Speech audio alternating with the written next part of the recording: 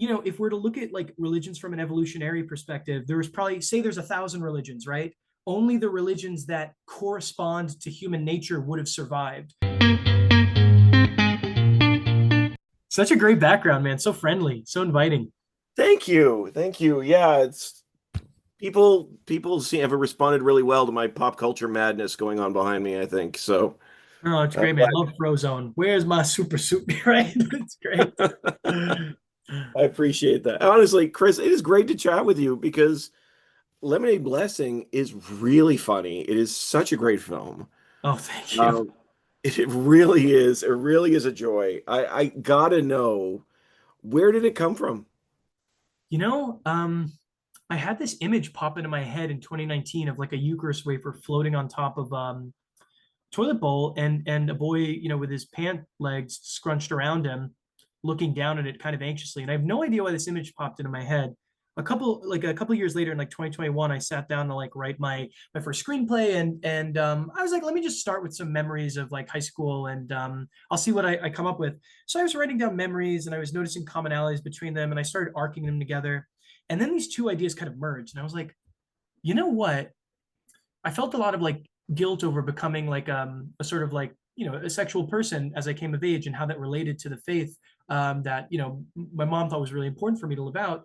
And I was like, as a narrative device, if you could link and externalize the internal feeling of sexual Catholic guilt and marry it to a measurable goal, a series of goals, you could make for a pretty engaging central plot device, is what I thought. And so I think it kind of came from there that I was like, I can merge these two things to make what is normally on the inside externalized and thus, visual and interesting for a film. Yeah, I mean, I think that's fascinating that that's the image that came to you. Yeah, I It's don't like, know, dude. What's wrong it's with a me, man? communion cracker in the toilet and stuff like I that. don't know what's right. I got an impish personality. I don't know the way my brain works. I don't know, dude.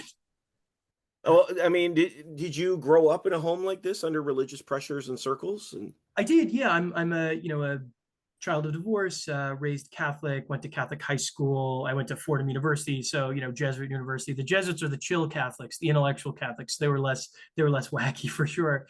Um, but yeah, I spent a lot of my life, my early life, grappling with what I thought of the faith. Around like age 20, so like 7 years ago, I stopped believing. I'm more of like a materialist now, and I wanted to go back and approach my upbringing through the lens of something a little more psychological and like childhood development focused. I wanted to think about the ways in which I was parented and how that might have affected, who I was attracted to and maybe, everyone's backgrounds. Like I was just kind of interested in what makes a person, I guess. well, I appreciate that. I mean, I like this is something I could certainly relate to, as well. And I was wondering, the topic of sex is a Mhm. big conversation going on in this film, and so many, I mean, kids growing up naturally having questions and desires, and you've got the parents in the religious communities trying to keep it contained. Yeah. I was wondering, what do you think that religious communities fear sex, and if so, why? It's a really interesting question. We'd have to really, oh man, we'd have to look into like, I guess the historical analysis of like how certain types of religions came to be. I did read once that monotheistic versus polytheistic religions arise for slightly different reasons. Polytheistic religions often arise in societies that come from like rainforests or fertile grounds. And polytheism is primarily about making sense of the environment around us, whereas monotheistic came from more desert tribes, if I'm not mistaken, the Abrahamic religions, and they have to do more with policing behavior. So I believe it may have had to do with something like with the rise of city states and large populations, the concept of God may have been necessary to police behavior, that there were no police around to police, essentially. The idea that like God is always watching. Mm. And as far as sexual purity goes, if we're to look at like religions from an evolutionary perspective, there's probably, say there's 1,000 religions, right? Only the religions that correspond to human nature would have survived, right? And so maybe we can conclude some things about religion based on the ones that survived. We know that in the Bible, there's actually a lot of dietary restrictions, right? In addition to sexual restrictions, there's dietary restrictions.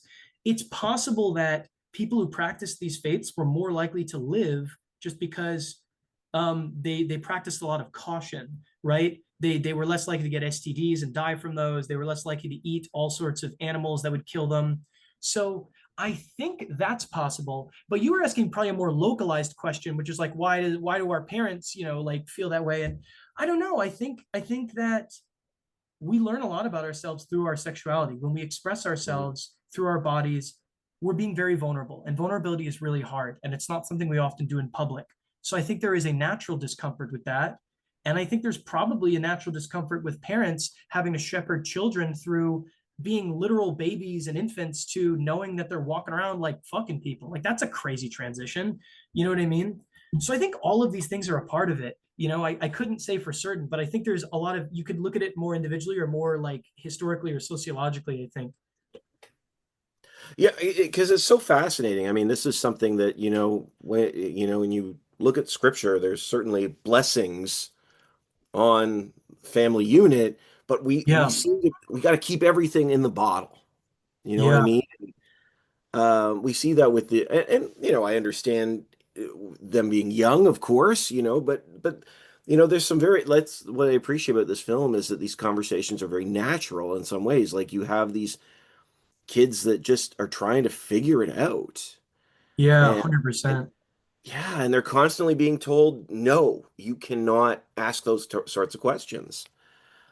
Um, I was wondering about that too, because there's a fascinating conversation too, that I think is John. John's the main Yeah. Yeah. character. John. Yeah, Yeah. John's talking with his mother, and she finally says, "My rules are God's rules." Yes. Yes. I And you know love what? that That could line. be, that could be an answer to your question, right? That parents need to derive their authority from somewhere.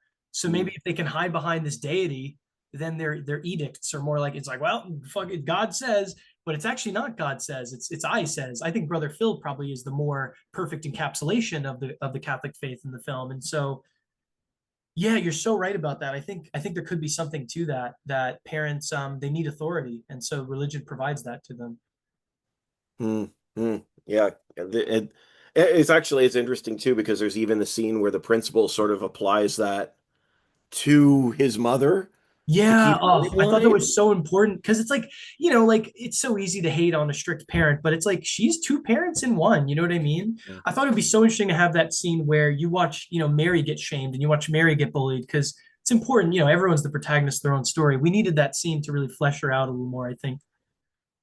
Yeah, I was glad because what it did it made her it humanized her so much because there's Mhm. so much of the we see so much of the world through John's eyes as he's seeing things for the first time.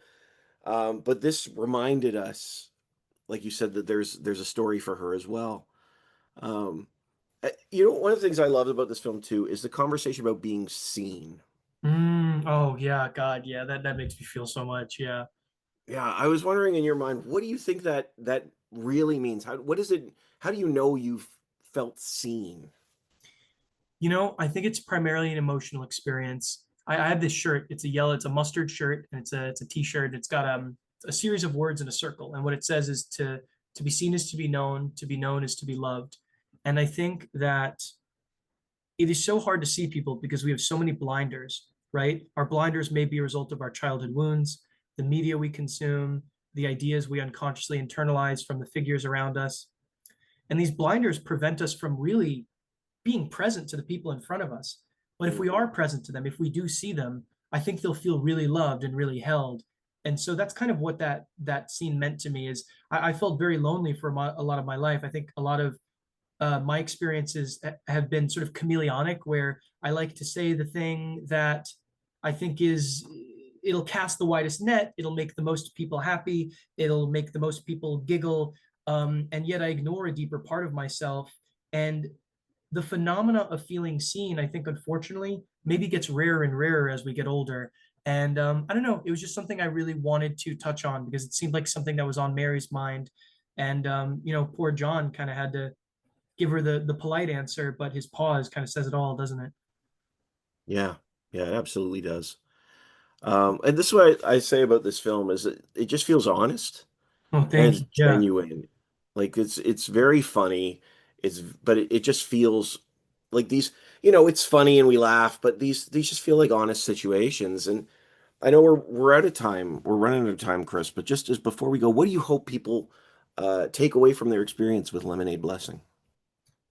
I would just love for people to maybe like sit and think about their own relationship with their parents and maybe their own relationships with their first loves and to start finding commonalities. Like, I think society is going to move forward so much if we all kind of do the work and go to therapy and unentangle ourselves because these wounds are generational. Mhm. And if we do not understand ourselves and love ourselves and heal ourselves, we're just going to keep hurting the next generation. And then you're going to end up with another generation of boys who are falling under the sway of, Andrew Tate and Donald Trump and all this toxic otherizing and xenophobia. It's only through, I think, love and compassion and vulnerability that we'll be able to conquer some of the worst ills of humanity in the 21st century.